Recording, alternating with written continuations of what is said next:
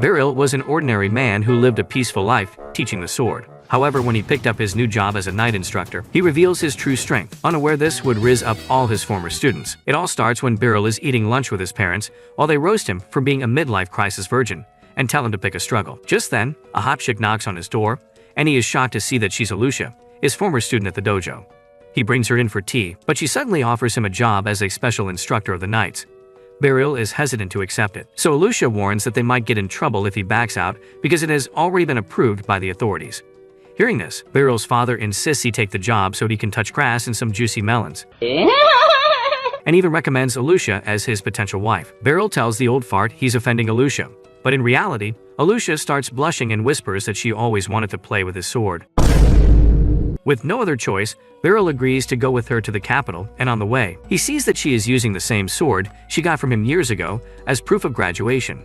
However, when he insists he doesn't have the skill for this job, Alicia reveals he's well known in the capital because he trained so many of them. Later, they arrive at the capital, and Alicia tells the Night Order that Beryl is so strong that not even she can beat him. Just then, a girl Naruto runs towards him, and he recognizes her as another former student named Karuni. She eagerly tells him that she has also become a knight and is looking forward to getting more training from him, which makes Beryl proud because she worked really hard at the dojo. That night, he returns home happy that two of his students made it big in life, only to learn that Randrid, another student of his, has moved into the village because he now has a family. Since he has quit adventuring, Beryl's father suggests they let Randrid run the dojo so Beryl doesn't have to come back every day and can focus on training the knights. Despite not being happy about it, Beryl goes along because he knows this is the old man's plan to get him laid. The next day, he meets Alicia, and they look for a place where he can stay. She quietly says she wouldn't mind him staying over at her place, but he refuses, which ruins her plans to play with his sword. She then suggests they stop to eat and tries to convince herself that she is on a date, but just then, a redhead with juicy milk packs calls her out for chilling with a sugar daddy. She continues arguing with Alicia, but when she looks at Beryl, she is shocked and asks if he remembers her. Beryl recalls that she is Serena, a former student whom she found unconscious by the river, and now she is wearing a top-ranked adventurer's badge. Serena apologizes for her behavior and tells him she's become successful because of his training, and Beryl is happy to see another one of his students make it in life. Following that, both Alicia and Serena start arguing over who gets to practice their strokes with Beryl first, and by the evening, they work together to find him a decent apartment. The next day, Alicia takes him to the training halls for his first lecture, but the arrogant vice commander named Henblitz challenges him to a duel to test his strength.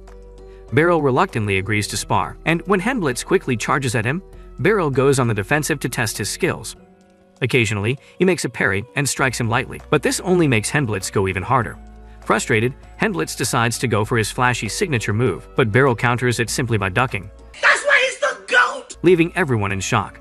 After the duel ends, Henblitz immediately switches gears and turns into his fanboy, even treating him to a fine meal as an apology for his rude behavior. Back in his village, Randrid tells the old man that he has been all over the world, but he has never seen a better swordsman than Beryl. Days later, while two knights are practicing like noobs, Beryl shows them how to fight by maintaining distance. Just then, he realizes that everyone has stopped practicing to listen to his advice, which makes him feel valued. Later, he reflects that ever since he beat Henblitz in a duel, all the knights have developed massive respect for him. Just then, Karuni comes running in and asks if he has plans, and when he says he's free, she offers to show him around the capital in the hope that he'll show her to his bedroom. After she leaves to get changed, Beryl realizes that he's grown to like his new life in the capital. Meanwhile, Alicia walks through the hallway, admitting that by becoming the commander, she has wasted precious time she could have spent practicing more. However, she also couldn't let Beryl stay there forever, so she had to become the commander. She recalls the first time her parents took her to the dojo, and back then, she was a shy girl who immediately took a liking to his kind face. As she started practicing, Beryl would fix her form and explain things very carefully when it came to swords. He made her do parkour drills to improve her agility, heavy tasks so she could develop strength, and basic sword strokes to improve her form. For 2 whole years, she did these drills on a daily basis, but it was never boring because she learned something new each day. Over time, she felt faster and stronger because of it, and that even translated to how she swung her sword. But the best part of it all was the praise she received from Beryl after a successful day. Then, one day after Beryl was done with Randrid, he asked Alicia to practice with him one-on-one for the very first time. As they stood face to face, Alicia did not know what to do because Beryl had no weakness in his stance. She went in guns blazing but was defeated in seconds, which made her respect him even more. Even then, Beryl praised her for her efforts, though she felt like she was not doing enough. Then, one day, Beryl arranged to practice with another dojo, and when Alicia faced her opponent, She could easily spot all the openings in his stance. As the guy rushed in, she easily dodged his attack and struck back, making her realize that all that training made her really strong without her realizing it. On their way back, Alucia believed their dojo was overpowered because they won every single duel, but Beryl humbly claimed they got lucky because their fighting styles aligned well. He also instructed Alucia to never count wins or losses and only focus on what she learned by fighting someone with a different style. Just then, Alucia realized she had forgotten her hairpin at the dojo and ran back to retrieve it, only to be met with the students she had beaten earlier. They start giving a shady vibe and suggest she plays with their other swords too, but she refuses, which hurts their fragile ego. They decide to beat her up for defeating them earlier, but Beryl returned and took the hit for her. He told them not to use their skills for evil, but when they tried attacking him, he beat them up with his bare hands, much to everyone's shock.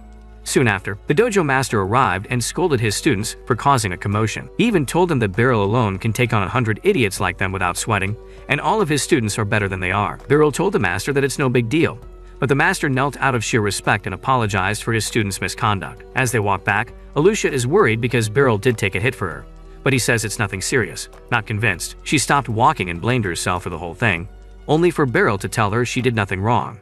Instead, he blames himself for not accompanying her and putting her in danger, and his kind words make Alucia cry. Not realizing that she was overwhelmed with emotions, Beryl goofily apologized and promised to treat her to lunch later. Then a few months later, Alucia came face to face with Beryl, and this time, she managed to parry his attack, much to her own shock. As a result, he gave her the black sword that symbolized her graduation from the dojo, and even though she didn't want to leave, she respected his wishes. To prove that Beryl was the best, she took entrance exams to join the knightly order, and as expected, she was miles ahead of everyone. She easily passed with the highest score, and admitted it would never have been possible without Beryl. Soon after, she became the commander of the knights, and that's when she decided that she would pull Beryl out of that dojo so he could expand his knowledge even further. She understands that she might have made him do something he did not want, but she wanted to be the one who provided him for a stage that deserved his skills. At present, she learns from Henblitz that Karuni is showing the master around the capital, and she gets a little sad because she wanted to be the one to do it. Meanwhile, Beryl is at the market with Karuni when a goth mommy sees him and approaches to say hi. When Beryl fails to recognize her, she pretends to cry, but even that doesn't jog his memory. She then points at the sword she's carrying, and he finally recalls that she's Faiz, a former student who completed all the training in his dojo. He also remembers that Faiz and Karuni trained together for 2 years, and Karuni tells him that Faiz has become the star of the Magic Corp. Faiz then says she came here to buy magical accessories and picks a ring that lets her create fire.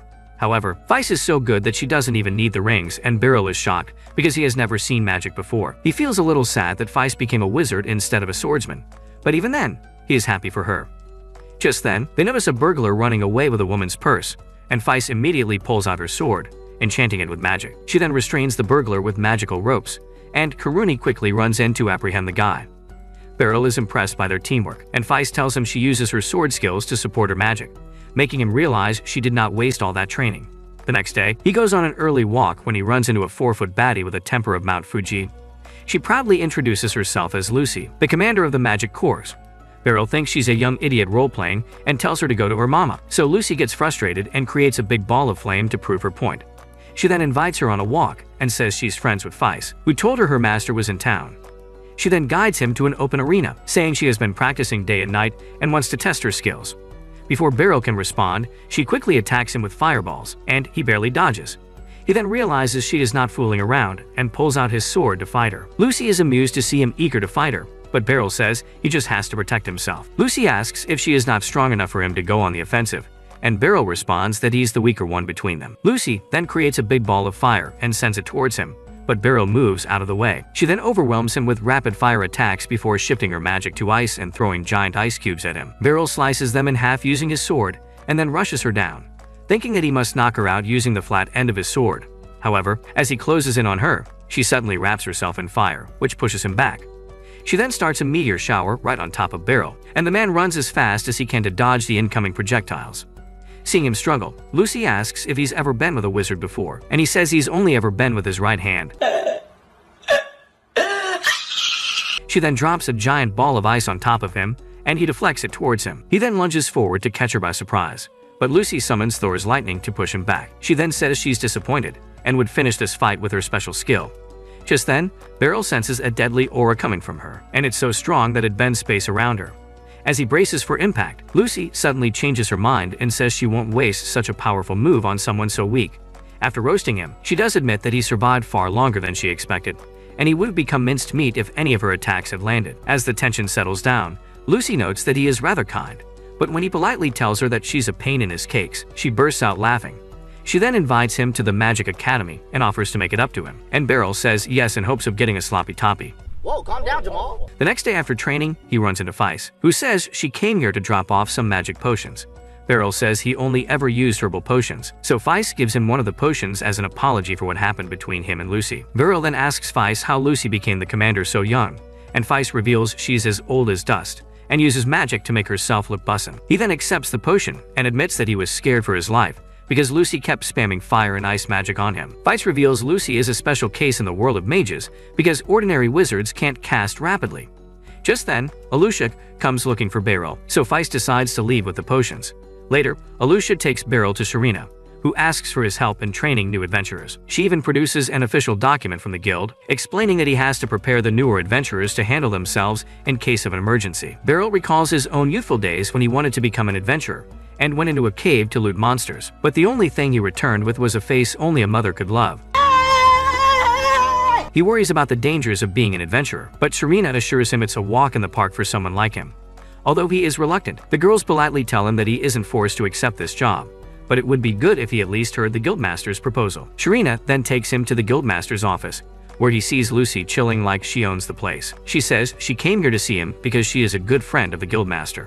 Afterward, Beryl is introduced to the old man Nidus and his assistant Majin, and Majin immediately questions his lack of experience as an adventurer. He says that even though a top-ranked adventurer and the commander have vouched for him, it is still not wise for him to accept this role, since Beryl doesn't want this job anyway.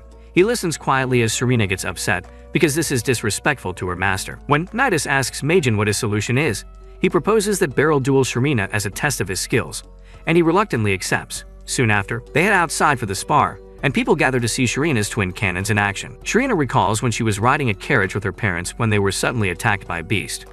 Desperate to save her, Serena's mother threw her out of the carriage, but she fell into the river below.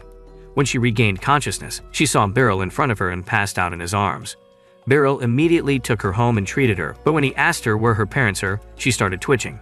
He realized she must have lost them, so he talked to his parents, and they all agreed to let her stay here. For a few days, she stayed distant from everyone until one day she saw Beryl practicing outside. He noticed her watching and suggested she try it too, as it would help distract her mind. For the first time since the incident, she felt happy and worked hard for months to get good. Eventually, she was accepted into the dojo, which made her extremely ecstatic. Soon after, a family decided to adopt Serena, and although heartbroken, she thanked Beryl for everything he did for her sake. She cried her eyes out on the carriage because she wanted to stay there forever, but it would have been too selfish for her to ask that. Years later, when she was a gold-ranked adventurer, she was ambushed by bandits, but she didn't even stop to listen to their threats and took them out instantly. She declared she became an adventurer because she wanted to make sure others didn't go through the same thing she did. At present, she is a proud adventurer and wants to show her master what she has become thanks to his training. As the battle begins, Serena aggressively charges him and overwhelms him with his speed. And when Beryl matches her skills, it puts a big smile on her face. Beryl watches carefully and spots a weak spot in her stance, so he immediately strikes her hand and disarms her before sweeping under her legs and making her fall. Despite losing, she is thrilled to have shared the stage with Beryl and thanks him for the opportunity. Beryl says if he hadn't found a weak spot, he wouldn't have lasted 10 seconds with her, and he's not talking about the battle. Soon after, Majin apologized to Beryl for doubting his skills, but he said it's okay because he was right to doubt a middle-aged man with no experience whatsoever. With that, he reluctantly takes the job and later meets 3 adventurers, Porta, Nidri, and Sarli.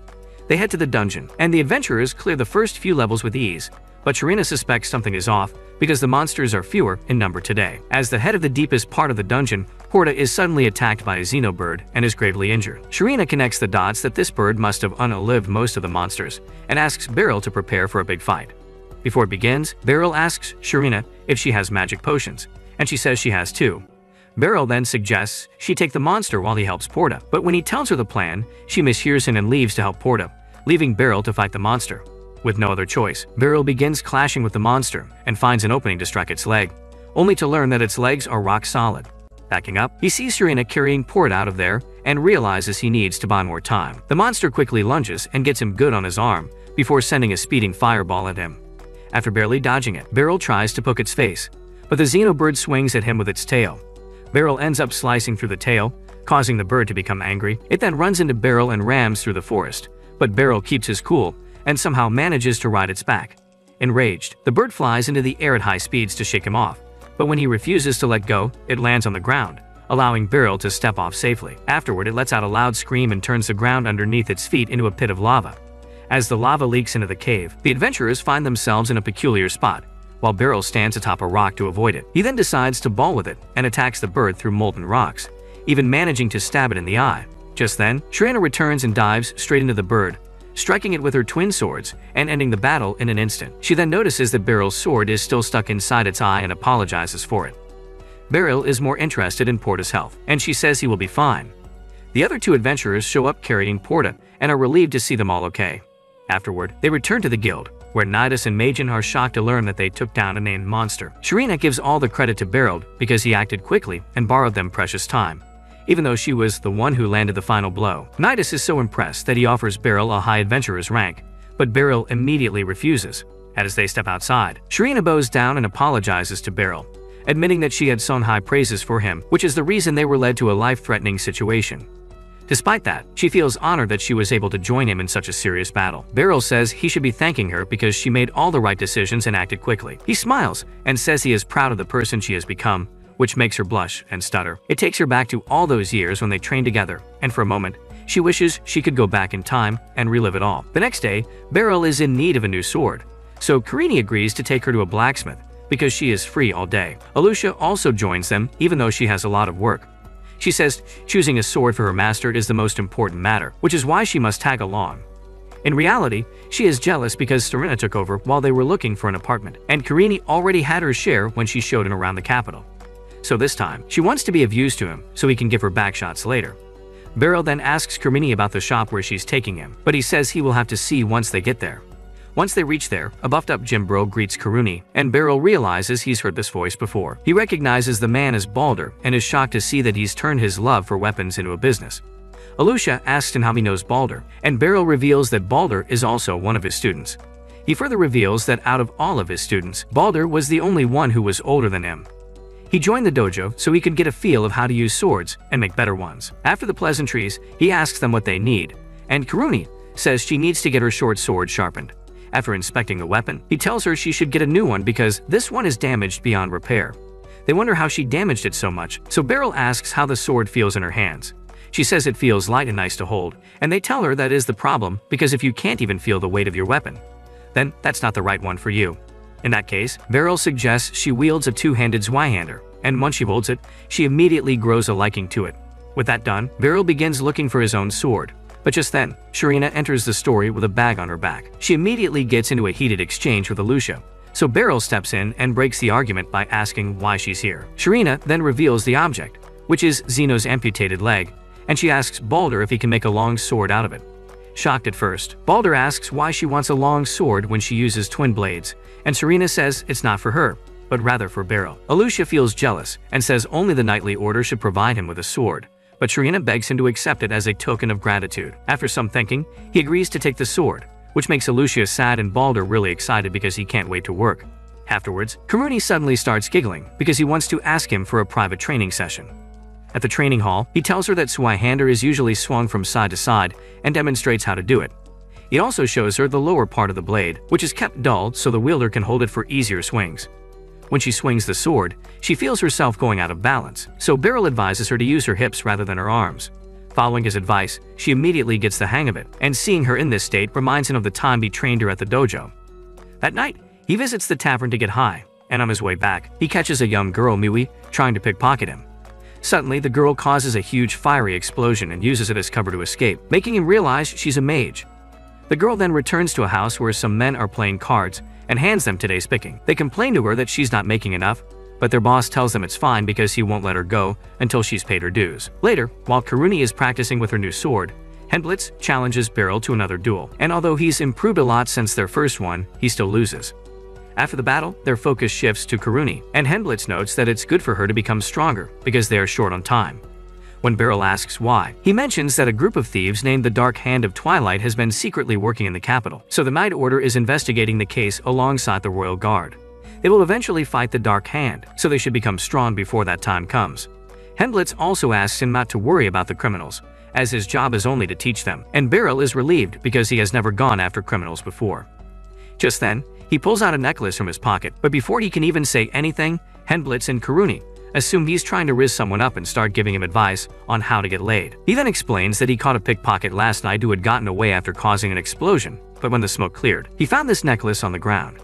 Karuni is confused because someone who can perform magic wouldn't need to pick pockets, and Hemblitz adds that joining the Magic Academy can set someone up for life. Hemblitz concludes she might have stolen some magic accessories to cast spells, so Beryl decides to turn the necklace in as lost property. After handing it to the receptionist, Beryl heads out, but his mind is occupied with how the girl looked at him last night. Soon after, he comes across a board listing a rental property in the Central District, but it's too expensive for him. Just then, he sees a girl desperately looking for something and asks her if she lost a necklace by any chance. The girl immediately pounces on him and angrily demands it back, but he tells her to calm down because she's attracting a lot of attention. He then tells her he found it on the ground and handed it to the receptionist, which finally calms her down. He asks her if she stole it, and when she says no, he suggests they head back and claim it again. He tells her she'll get it back easily if he goes with her, so the girl reluctantly starts walking after him, but with a constant angry look on her face. He asks for her name to lighten the mood, but she tells him to mind his own business. He then calmly asks why she's acting like someone left a booger in her coffee, prompting the girl to look away in embarrassment. After he retrieves the necklace, she demands that he give it back to her right away, but Beryl suggests they talk first. Just then, Alusha joins them, and when he sees the necklace, she assumes Beryl is the P. Diddy of this world. They get together for tea, and the girl tells him she's the pickpocket he almost caught last night, but he can't do anything about it because he has no proof. Beryl says he has no such intentions and agrees to give the necklace back if she stops pickpocketing, but she says she will do what she needs to do to survive. Alusha is surprised at how bold she is, even in front of the Knight Commander, and offers her a place at the Magic Academy because she can use magic without accessories. Beryl seconds her, calmly stating that they know something is going on with her and they want to help her. She finally calms down and reveals that someone told her he would bring her sister back to life for 5 million coins, and since she doesn't have enough time or money, she has resorted to stealing. Beryl knows she's being tricked, but stays quiet because it's unwise to destroy her hopes. As Alusha excuses herself from the room, Beryl asks the girl to have some snacks, but she refuses and demands her necklace back. Just then, her tummy starts to growl, so Beryl leaves the room and returns with a piece of bread. After she's done eating, he politely asks for her name again, and she introduces herself and Miwi. He then hands her the necklace, and she becomes happy as soon as she holds it. She then decides to leave, but Alusha brings Lucy into the room, who starts inspecting the girl. Lucy introduces herself as the commander of the Magic Corps, but when Miwi calls Cap, she demonstrates her fire magic to warm her tea. Afterward, she asks Miwi to join the Magic Corps, but Miwi angrily refuses, claiming she doesn't have time for that. When Lucy learns she is trying to revive her sister, she tells him this is not Fortnite with reboot fans. Miwi insists that she saw her sister come back to life for a moment, but Lucy insists that resurrection magic does not exist in this world. However, out of kindness, she promises Miwi that if this man is telling the truth, she will pay the 5 million herself to see it happen. Lucy then asks her to give up the name of this man, and she quietly whispers the name Twilight. Hearing this, Lucy immediately tells Alusha that she's leaving right now, but since the others stand out too much, she asks Beryl to join her. Soon after, Miwi guides them to the Dark Hand's hideout, and Lucy barges in through the front door like a final boss. She then walks through the guards to meet Twilight, leaving the weak guards in Beryl's care. In the basement, Lucy comes face to face with Twilight, and he demonstrates his 2 magic accessories, one for ice and fire magic, and the second for gravity, which he used to fool Miwi. After confirming his lies, she knocks him out in an instant, while Beryl beats the living bejesus out of the guards with only a wooden sword. Soon after, Lucy joins them and makes Twilight confess that there is no such thing as resurrection magic, which breaks Miwi's heart. After Lucy leaves, Miwi heads to the basement and sees that his sister's body is missing. She comes to terms with her loss, but she is upset that people took advantage of her. Beryl assures her that not everyone is bad and that he knows people who will take care of her, and this allows Miwi to warm up to him. That night, Lucy returns with her squad to arrest all of the Dark Hand, and even takes Miwi with her to the Magic Corp. But on the way, a mysterious man uses a magic spell to turn Twilight into a ticking time bomb. Later, the same man joins a bishop inside a church, and they prepare to perform a miracle on the dead bodies they have accumulated for a while. The next day after practice, Alusha asks Beryl to have a word with her in private and tells him that Twilight died while being transported. The driver explained that he started glowing until his body exploded, and the case is being investigated as they speak. The biggest concern is the missing bodies, but none of Twilight's men know about it. Beryl recalls how Twilight was carrying many accessories beyond his needs, which leads Beryl to believe that someone must be funding him. Later, he heads to Balder's shop with Karuni to retrieve his new weapon, and she is excited to see him try it in battle. Beryl suggests they return to the training hall to test it, but they run into Lucy on the way, who wants to talk. Lucy takes him to her mansion, where they meet an old man named Ibroy, a priest from the neighboring country. When Beryl questions why he's here, Lucy tells him that all the accessories Twilight was wearing originated from Ibroy's country. Ibroy reveals that Twilight was funded by a bishop named Revios, who wanted him to collect dead bodies. Lucy believes Twilight was off using a remote control accessory to keep him quiet, and Beryl questions what a bishop has to do with dead bodies. Ibroy explains that he's trying to perform the miracle of Speen, and it is the resurrection of the dead. Ibroy believes this miracle is just a myth, but he cannot say this in front of his followers. Revios is using their faith as a shield to research dead bodies, and it's not easy to stop him. He also reveals that Revios is currently in the country, and Lucy adds that they must stop him now because once he leaves, it's out of their hands. Ibroy asks Beryl for his help in catching the bishop, and Lucy explains that the magic courts cannot take action because of political issues. Since Beryl has no ties with any corporation, he can act as a free agent and help them put a stop to Revios' agenda.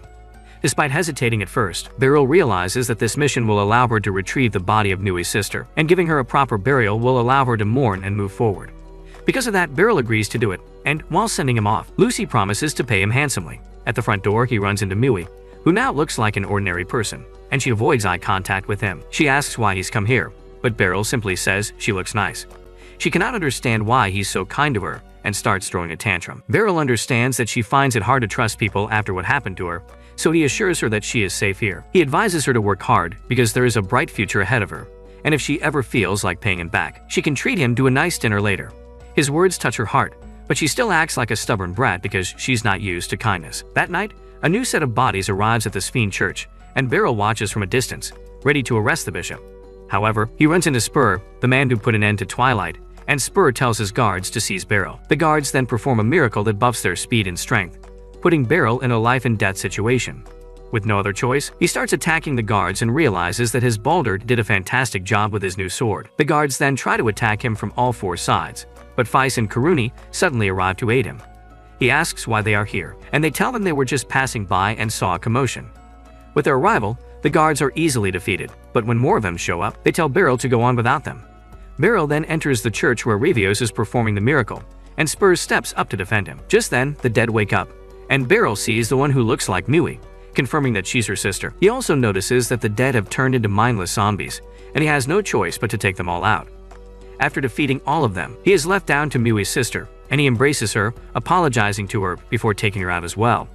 Her body incinerates in his arms, leaving him with her necklace and tears in his eyes. Before he can process it all, Spur uses magic to enhance his speed and starts attacking him, and he's so strong that he even manages to land a hit on Beryl. When Beryl fights back, Spur stabs his own arm with a dagger, and that makes him so incredibly strong that Beryl can't even parry a single attack. Despite being cut several times, he keeps his composure and somehow manages to find an opening, allowing him to strike Spur's chest. Wheezing in pain, Spur continues to fight, but he starts losing control of his body as if something is possessing him. Beryl asks him to stop or he will die, but Spur continues to push himself until his body finally gives up, and he drops dead at Beryl's feet. When Beryl goes outside, he sees that Karuni and Feis have already apprehended Revios. He asks the bishop why he's doing something so immoral, and Revios says his country will be doomed if he doesn't find a way to make the church stronger. The next day, he shares the news with Lucy, but he's still sad because he couldn't help Mui's sister. To ease his mind, Lucy takes him to a beautiful house and tells him it's his reward for completing the mission. Stepping inside, he sees Muid brooming, and Lucy tells him she will be living here with him from now on. She further explains that Lucy needs approval from a guardian to join the academy, so she asks Beryl to adopt her at least on paper. Despite hesitating at first, he sees that Mui is open to the idea, so he decides to go for it. A few days later, Beryl is making breakfast for himself and admits that he is still not used to owning a house in the capital. After he sets the table up, Mui joins him, and they sit awkwardly in silence. Beryl is dying to get his sausage tasted and tries to make small talk with her, but she is not interested. He even offers to wash his clothes, hoping he can stiff her plot armor, but she strictly tells him not to. Beryl realizes he's coming off too strong and shuts up, noting that Mui is trying to keep her distance from him. She then hesitantly asks him if she can use the bathroom, and Beryl tells her she doesn't need to ask him, as this is her house too. Later, as they head to the market, Beryl thinks about how he's dealt with many young ones at the dojo, but Mui is quite different. To break the ice between them, he buys skewers, and Mui says they taste good with a stoic face, which makes him happy. He then takes her to the theater and asks if she's ever watched a play, and when she says no, he decides to take her inside. A few hours later, they exit the building, and he asks her what she thought of the play. Mui says the male lead was annoying and selfish, but other than that, it was pretty good. He is relieved that they now have something to talk about and believes she'll finally let him hit it from the back. The next day, he walks her to school, stating that he must be with her at all times because he is her guardian. Once they arrive at the academy, Beryl is shocked to see the sheer size of the building. He also sees some students casually casting spells, which fascinates him. Soon after, a teacher named Kinnara recognizes them and offers to show them around, which makes Mui nervous. She asks how they learned of this school, and Beryl says Lucy recommended it to them, and she is also the principal of this school. He also notices that the students are well-mannered here, which makes him wonder if Mui will fit in with these nerds. Later, Kinnara tells Mui that she will not be taking the aptitude test because Lucy has already finalized her admission, but she still needs to pick a magic major. She explains that each mage has some types of magic they are strong in, and Mui says she is only good with fire magic. Kinnara then explains that magic is divided into categories of offensive, defensive, healing, enhancing, and lifestyle magic. Fire magic falls under the offensive type, which will be the best for Mui. She also mentions that there is a dormitory for students and later takes them for a tour, and Mui is shocked to see how well maintained it is. On their way back, Beryl admits that the dorms are fancy and neat, but he worries that Mui will not be able to fit in with other students. He then asks if she would like to eat something, and she says anything is fine, confirming his worries that she won't last a day before they give her wedgies. He stops by a sausage store where he runs into Sharina, who asks him to join her. As they share a table, he thanks her for the new sword before introducing her to Mui. Cerny acts causally at first, but chokes on her drink when she learns they are living together. Once their food arrives, Sharina mentions that a special delegation from the neighboring country will visit soon, so she is extra busy with hunting monsters to ensure their safe arrival. Afterwards, Beryl asks her to give a pep talk to Mui regarding her magic school, but she instead starts burdening her with expectations. After Mui leaves, Sharina tells Beryl that the girl has exceptional talent, but her attitude needs a little fixing, which makes him wonder if she should live at the dorms or with an old geezer like him. He takes this issue to Alusha, who starts freaking out when she learns Beryl is living with another girl, but calms down when he learns he's her foster father instead of his sugar daddy. Just then, Karuni arrives and says living in the dorms will be the best because there will be no commuting time and she will get free meals. He worries she might not fit in with the other students, but Henblitz shows up and makes a point that it will allow Mui to get out of her comfort zone. Alusha also suggests Mui lives in the dorm, but it's mainly because she's jealous of another girl living with her master. That evening, he visits Lucy, who also recommends letting Mui stay at the dorm. When Feist brings her a report, Lucy remembers she also lived in the dorms and says it will be good for Mui because Feist is soon becoming a teacher here. Having heard everyone's opinion, Beryl still feels conflicted and abruptly leaves the room, making Lucy realize he is really worried about Mui. After giving it more thought, he returns home, and Mui tells him she's been hearing strange noises from the drawer. He listens in and realizes the noise is coming from the wall, so he moves the drawer and sees a mouse hole. When three Mikey rush out of it, he opens all the doors and windows and grabs a broom to chase them out. Mui says it's no biggie because she saw a mouse every day when she lived in the slums, but he says he won't let her go back to living like that. He then runs around the house and manages to throw two of them out before moving to the final one. He finds it inside the bathtub and tries to catch it, but the rat moves too fast for him. Right before it gets away, Mui uses her fire magic to scare it, allowing Beryl to catch it at the last second. After throwing the mouse out, he places a mouse repellent ball in front of the hole to ensure they don't return, and then heads to the kitchen to make dinner. Soon after, Mui joins him and offers to help, and Beryl realizes he will miss her because he was getting used to having her around. That night, she says she will learn how to cook soon, but Beryl says she doesn't need to because the dorm provides free food. However, Mui says she is not going to the dorms and is living here instead because no one will spoil her like he does. She doesn't want to be a burden to him, so she wants him to teach her a few things so she can be useful. She also jokes that he'll need her help in catching Mikey if they return, and when Beryl smiles, she teases him by calling him a creep. The next day, Alusha comes up to Beryl and tells him he has something important to discuss with him, and it will shape his future, which suddenly catches his attention. However, when she says it's about him shopping for new clothes, he realizes she's a freaking moron. She later mentions the delegation to the neighboring country that will soon visit. When he says Sharina already told her, she becomes jealous because she wanted to be the first one to tell him. She then adds that the Order of Knights will be in charge of protecting special guests, so she wants to be part of the security team and also meet royal families from both countries. Henblitz and Karuni are both excited because it will give Beryl a chance to get some royal shawties on his North Pole. Beryl is reluctant, but she reminds him that his position as the special instructor was approved by the king, so he must be there.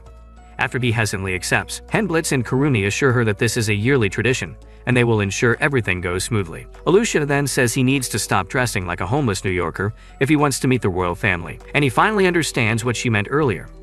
Henblitz and Karuni add that while a normal uniform will cover for normal nights like them, Beryl, on the other hand, needs something more appropriate. Beryl agrees to get a new fit later, but Alusha quickly shuts him down and tells him she will go with him. After she leaves, Karuni notes how Alusha was very forward with Beryl, and it makes her wonder if she wants to taste his sausage. Later, he returns home to find a box of dresses and a thank you letter from Ibroy for his help in dealing with the Revios issue. When he looks at the dress, he realizes it is from Mui, but she says she doesn't like girly outfits. Later, as they have dinner together, he tells her that he'll be guarding the special guests at work soon, and he needs some formal clothes for the occasion. He mentions his plans to go shopping with Alusha and asks Mui if she wants to join, but she turns him down. The next day, he meets Alusha in a cute dress and tells her she looks good, which immediately makes her cookie moist.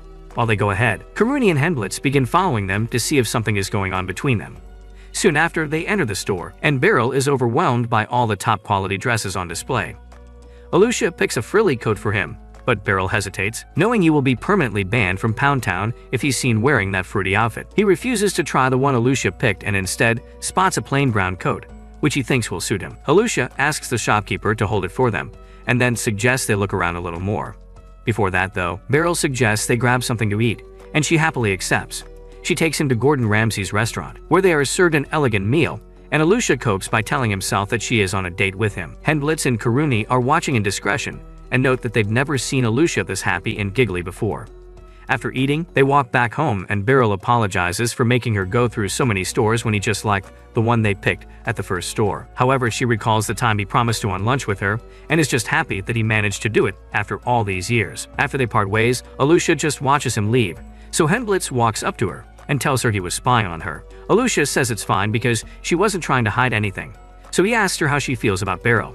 After a brief silence, she tells him she wants to make Beryl happy before walking away. The next day, Karuni apologizes to Henblitz for running away, but he says it's fine, and he didn't tell Alusha that she was also stalking her. She then tells him she will need the training hall all to herself because she wants to challenge Beryl to a duel, and this will further help him get the recognition he deserves before he meets the royal family. Henblitz asks if this is the only reason he's dueling him, so Alusha finally reveals that if he wins against Beryl, she will tell him how she feels. Soon after, Beryl enters the training hall and she approaches him with a challenge, which he accepts. They both come face to face with each other, with everyone watching, and Beryl knows this will be a tough fight. Alusha then tells him she's called Lightning Fast Alusha on the battlefield before teleporting next to his face and striking him. Beryl barely dodges her attack, and she admits that this attack alone has ended most of her battles against her previous opponents. She then attacks him 3 times before backing up, and Beryl blocks them, although he knows he cannot keep up with her if this is prolonged. Thus, he tries to go on the offensive, but Alusha pushes him back with her own attacks, even managing to land a few hits on him. He then vows that he won't lose to her today because he knows she will use this loss to become even stronger, which is something he wants for her. Just then, Alusha almost disarms him and even makes him lose balance, and in that small pause, she tells him she's been meaning to show him her skills ever since she left his dojo. Henblitz and Karuni watch in shock, both admitting that it looks like Alusha might win the match. Beryl also knows he won't be able to win by normal means, so when Alusha rushes him down again, he parries her attack and waits for the perfect moment. He then grabs her cape and slams her down, and Henblitz declares him the winner because there are no rules in a real fight. Beryl then tells her that her swordsmanship is perfect, but she must not expect others to play by her rules. She then thanks him for the lesson, and afterward, Henblitz asks if she was really gonna confess if she had won. Alusha says she just wants to make him happy, but it does not matter if someone else does it as long as he is happy. That night, Beryl tells Mui about the match, and Mui claims Alusha might want all of his attention because she likes him. However, he tells her he's older than dirt while she's still under warranty, and he'd rather not test how fast the cops can spawn. Later, as he chugs down beer, she notices that her mug is chipped, and he says he dropped it while washing. He then asks Mui what she got in her bag, and she shows him her uniform and a book that she got on loan. Beryl believes she is all set for school, but then he recalls other girls wearing a proper school bag and asks if she has one. She tells him she didn't get any and would make do with her current one, but Beryl insists on getting her a new one. Meanwhile, Nidus and Majin meet up with Serena and give her a written request, explaining that some high-ranked adventurers found a wild horse in the capital and have cornered it in the forest. They haven't been able to take a decisive measure and want her to help, but Serena isn't sure if she can be of use here. On the other hand, Beryl heads to the bag shop, wondering what he should get for Mui, and the shopkeeper recommends some bags that look very similar to the ones he saw mages wearing. He picks one and decides to buy it, only to learn that the bag alone is worth more than his whole existence. Beryl freezes on the spot and wonders what to do next, but when he can't make a decision, he heads out and starts asking himself how he became a dad without ever getting laid. He is also conflicted between saving money and wanting to make Mui happy, only to be distracted when he runs into Sharina. He asks her why she looks so worried, and she says she just picked up a tricky assignment that she doesn't know how to approach. She asks him to help her solve her problem, and when Beryl isn't sure, she pushes him to tag along. Together, they take a ride to the forest, and on the way, Sharina tells him the horse has to be captured without any injury because it's a showpiece for the royal family. Once they reach the forest, the adventurers tell them they have set up traps everywhere, but the horse keeps avoiding them. As they head inside, Sharina tells him they're looking for a white horse with a silver mane, and the job is so tricky that the guild had to call the experts on this. As they carefully survey the area, they eventually find the horse's footprints, but since it's purposely avoiding all traps, they decide to find a spring and catch it while it's drinking water. On the way, Sharina asks him what it's like to live with Mui, and he says he's still not used to it. She reminds him that he also took care of her 20 years ago, but he says that was different because he wasn't her legal guardian, and he had his parents' help. They eventually reach the spring, where Sharina tells Burin that she will fire an arrow from behind, and once the horse runs forward, that's when he will detain it. He worries the arrow will harm the horse, but Sharina has covered the tip with a cloth and will use it only to scare the horse. With that, they set up an ambush, and the horse comes to the spring soon after. Sharina slowly crawls to its back and fires an arrow, causing it to run towards Beryl. The horse jumps over him at first, so Beryl tries to go after it and control it by riding its back. When that fails, Sharina uses her lasso, but the horse cleverly dodges it and runs away. They go after it again, but this time, the horse jumps on a small cliff to avoid them. When the cliff starts sliding down, Beryl jumps after the horse, and it leaves them both stranded on top of the river. He manages to calm the horse down, but now he's facing the problem of how to find land and avoid the flowing river. He then uses his sword to slice the tree and make a bridge, but when his foot slips on it, the horse saves him from falling. They reach the other side, where Sharina comes running in, all out of breath, explaining that she circled around the river to get here. She is relieved to see that he's safe and also that he managed to tame the horse. Afterward, they return to the guild, where Nidus thanks him for the help and Sharina hands him a bag of coins as his payment. Afterward, Sharina suddenly mentions that she was jealous when he first moved in with Mui, but she has grown to like that girl. She also tells him there is a surprise waiting for him at home, and thinking he's getting a soul-snatching sloppy toppy, he immediately runs off like a true virgin. He then buys the bag with the money he earned and returns home, where he asks Mui to try it. She immediately likes it and thanks him for it, and when he asks where she was all day, she says she went out to buy him a new mug because he chipped his other one. She tells him she went to Sharina to look for a job, and after completing it, she used the money to buy a ceramic mug for him. She heard beer tastes better in a ceramic mug, so Beryl immediately chugs one down and starts crying because it indeed tastes better. The next day, after he drops Mui off at the carriage stop, he heads to the practice hall, where Karuni notices that he looks extra happy today. Before he can answer, Alucia shows up and tells him that the delegation from the Church of Sphene has arrived, and he wants her to join her in welcoming them. Beryl recalls how he destroyed Bishop Revio's plans earlier, and he was also affiliated with the Church of Sphene, so he agrees to go with her in hopes of catching them cooking up a new evil plan. Later, he ends up meeting another one of his students named Rose, and seeing her immediately makes Alucia angry. As Beryl recalls her time at the dojo, Rose starts cuddling up to him and calls him her beloved master, which makes things awkward. As they sit together, Rose reveals that she is the vice commander of the Holy Order, which impresses Beryl. Alucia then asks Master Gatoga what happened to their previous vice commander, but he says it's a long story. Hendlitz asks why they came here, and Gatoga explains it's because he wants Rose to get familiar with the capital. They say they will be staying for a few days, so Alucia decides to assign them a night as a tour guide. Rose then says she would love for Beryl to show them around, and while he nervously laughs, Alucia gives him a bombastic side eye. The next day after training, he runs into Rose outside the academy, and she suggests they go out so they can catch up. As he reluctantly tags along, she tells him she joined the Holy Order as soon as she left the dojo, because he had told her to put her skills to good use. In reality, Commander Gotaga forced her to join when she just wanted to travel the world and hoe around like your mom. She adds that training at the dojo under his tutelage was the best time of her life, and even though she's the vice commander, she's just filling in the roles. As they continue through the bustling town, Rose says she almost wants to move here permanently. She then asks him if he would let her live with him if she moved here, but Beryl tells her that it won't be possible. Afterward, they part ways, and Beryl heads to the clothing store to buy the dress he had reserved the other day. He decides to wear them on his way back, and when he gets home, Mui looks at him but doesn't say anything. He gets nervous and asks if the dress isn't to her liking, but she casually says he's passable. He then gets changed before dinner, and Mui quietly mumbles that he looks best in his regular clothes. As he begins eating, he notes that Mui has gotten much better at cooking, and they then start talking about other things. Mui mentions how the school is too big for her, and the books are too thick to carry, and seeing him act so normal makes him feel happy. She also mentions that she's struggling to read certain books because she is not familiar with the letters, so she shyly asks him if he can teach her how to read. Soon after, the big day finally arrives, and Alucia briefs the whole Night Order on their duties, which involve providing security to royal families alongside the Holy Order. Beryl is clearly nervous about handling such a big responsibility, but he claims he'll face whatever happens like he's some budget Spike Spiegel. Soon after, Princess Salacia arrives in the city, and they all bow to greet her. Salacia is excited to finally see Beryl, because Alucia has already told her so much about him. Just then, the neighboring Prince Glenn shows up as well to greet the princess, and immediately starts rising her up, making Beryl wonder if they're breaking beds in secret. After they step on the carriage, Beryl is told to step into a different one to serve as bait, and Rose walks alongside his carriage to give him company. Soon after, the carriage stops, and Beryl learns that Salacia spotted a beautiful hair accessory that she saw in a shop here. After briefly stopping at the shop, Salacia and Glenn slowly walk back to the carriage, and Katoga asks the prince not to pull this stunt again, because it is not safe. Just then, Beryl spots someone sussy in the crowd, but before he can process it, the person vanishes, which leaves Beryl on high alert. Later, while the royals are having lunch, Beryl approaches Alucia to let her know he felt something odd outside the jewelry store, so she sends Hemblitz to increase the guard. Later, as Salacia and Glenn are addressing the crowd, 3 assassins jump out and start running towards them.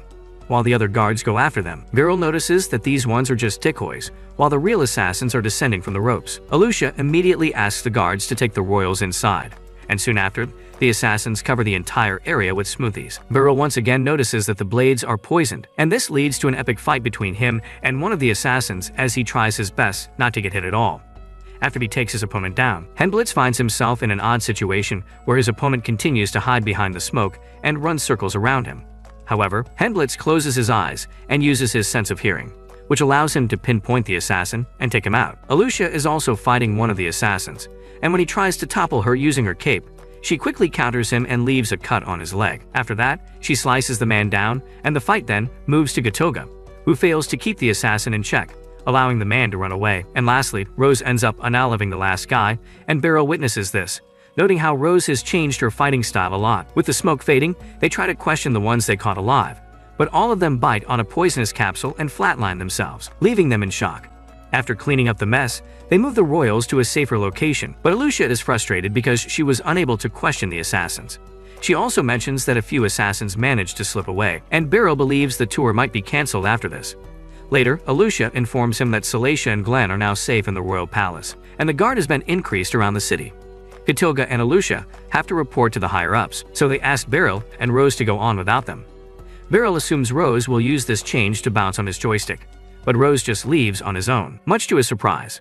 Beryl then returns home to find Mui hanging out with Lucy in the dining hall. Lucy says she heard about the attack on Salacia and came to inquire about it. Beryl then asks Lucy why the magic corpse wasn't part of the security team, and she says they had to stay behind the scenes.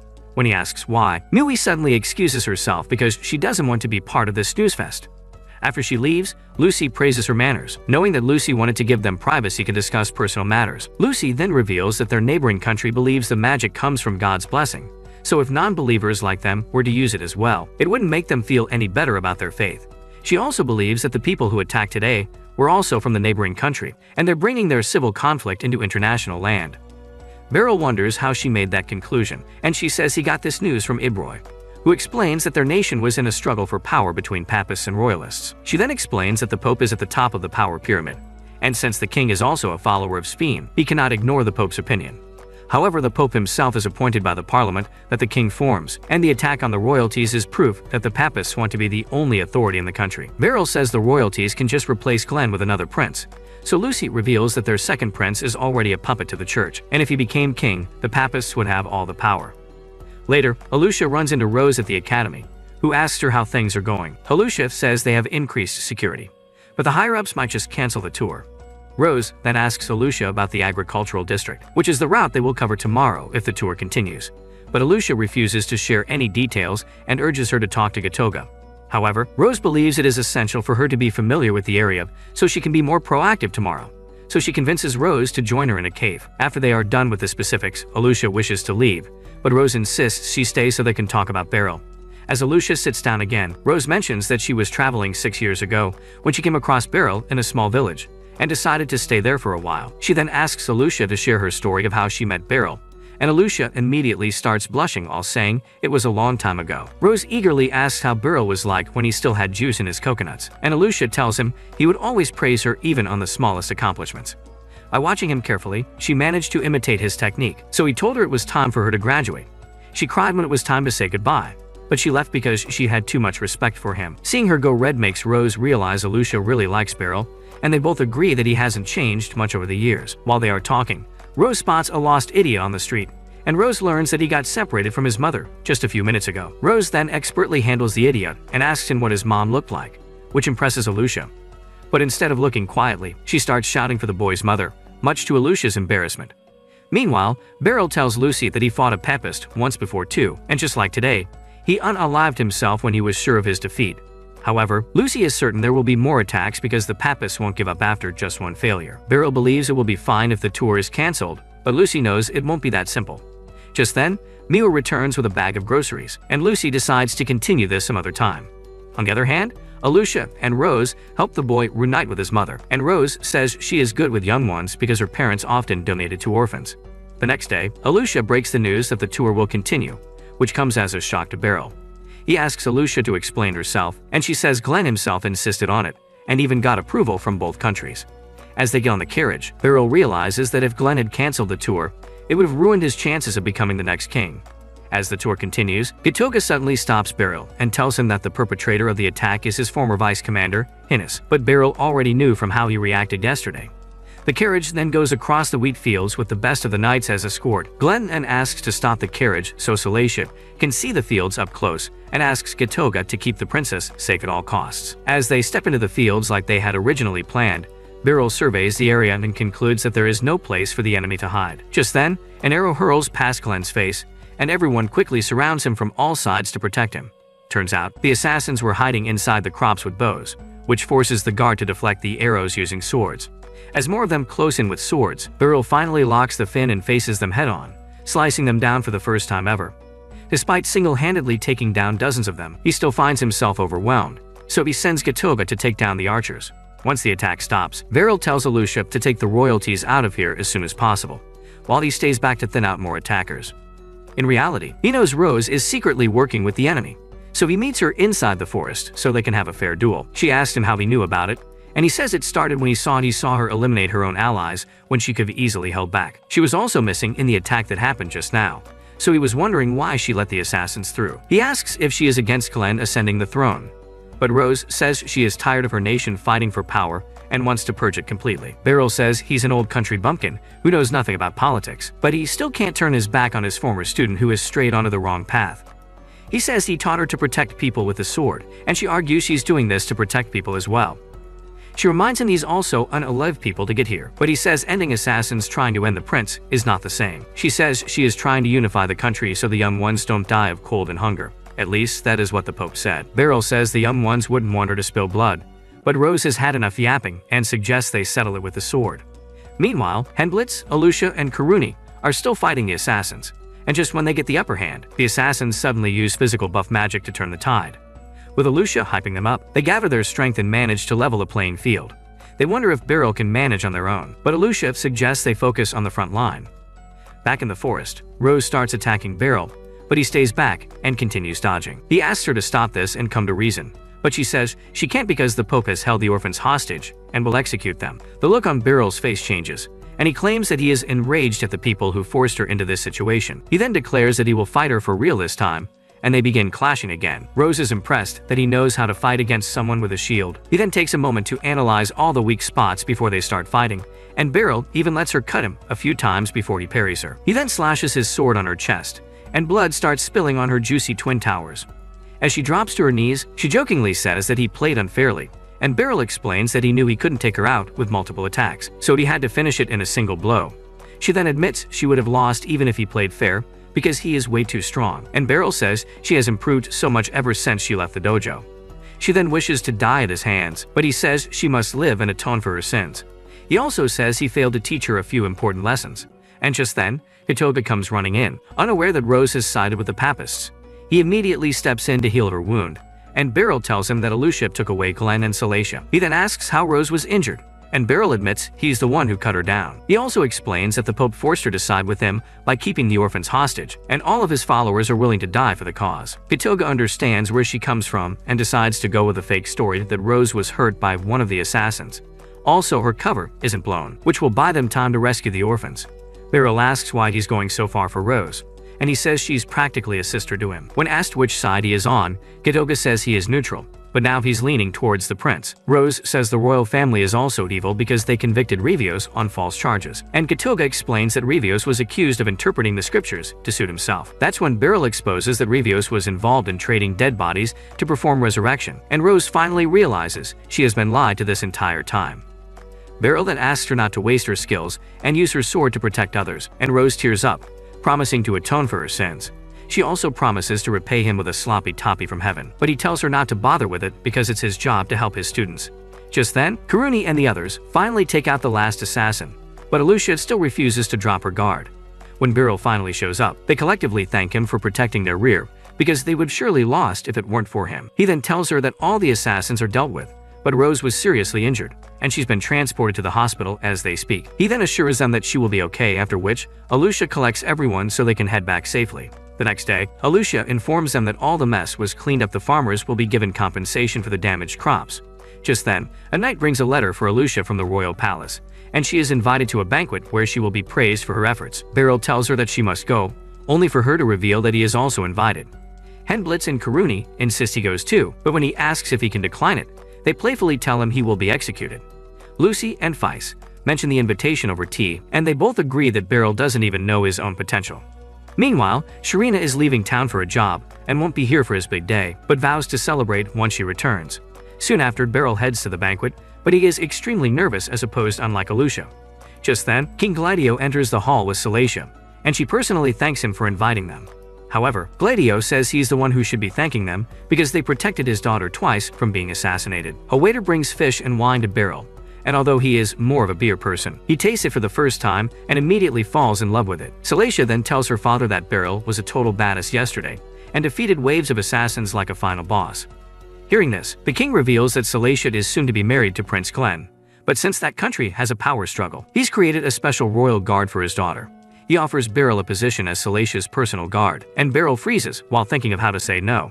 Alucia speaks on his behalf, saying that Beryl's skills are crucial to developing an elite knighthood order. The king realizes calls Beryl a master swordsman, and agrees that he should stay here, and Beryl notices that Alucia has tears in her eyes because the king himself called her teacher a master swordsman.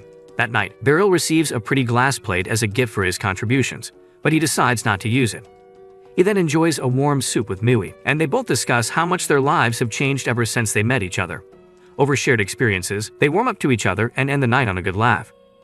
Will Alucia ever confess her feelings to Beryl, or will he die a virgin like you guys? Let us know in the comments. Leave a like if you enjoyed, and subscribe for more awesome recaps.